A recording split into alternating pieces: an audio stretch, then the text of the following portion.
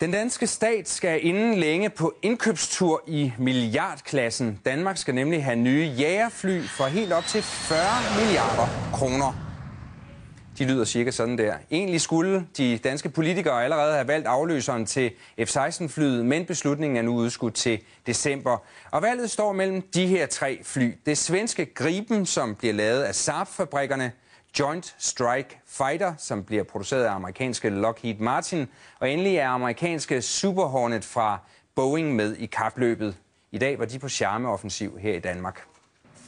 Et amerikansk flag vajer i den fynske efterårsvind. Det er en festdag på den lille virksomhed Almexa i Odense. This should be the last cut, isn't it? Det er lidt fedt, at det er den store verden, der lige pludselig kommer på besøg, jo, kan man sige.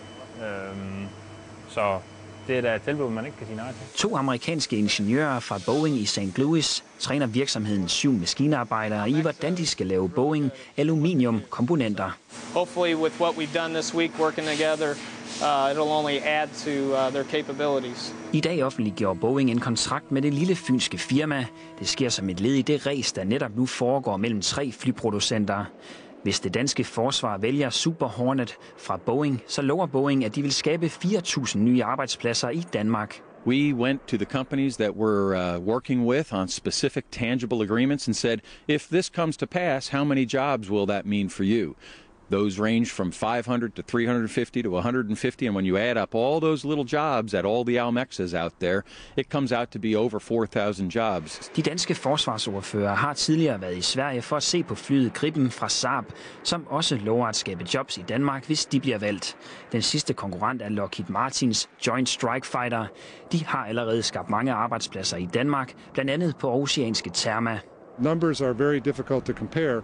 All I know is we have very high quality work already in place here in Denmark, and we have a very long-term project ahead of us. En ekspert mener dog, at tilbudene om jobs skal tages med et gran salt. Altså de tal, der bliver nævnt i medierne, er helt klart behæftet med stor usikkerhed, fordi der er mange ting, vi ikke ved. Vi ved ikke, hvor mange fly, der ender med at skulle blive produceret, og vi ved ikke, hvor gode de danske virksomheder vil være til at få fat i de ordrer, der så vil være mulige at få fingrene i.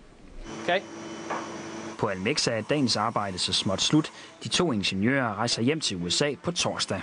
Det er en god uge, det må vi sige. Ja, det er det. Det er helt sikkert, det er. Så vi er meget fortrøstningsfulde med fremtiden, og vi glæder os meget til den i hvert fald. Jeg er blevet en del klogere også på ny teknologi i forhold til, hvad vi plejer at bruge. Jeg har ikke set det her før, selvom jeg har prøvet mange ting. Practice.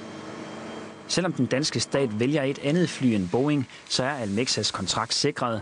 Boeing kan nemlig også bruge aluminiumkomponenterne til civile fly. Flyfabrikken Boeing oplyser, at de hovedsageligt går efter små virksomheder som leverandører af dele til flyene.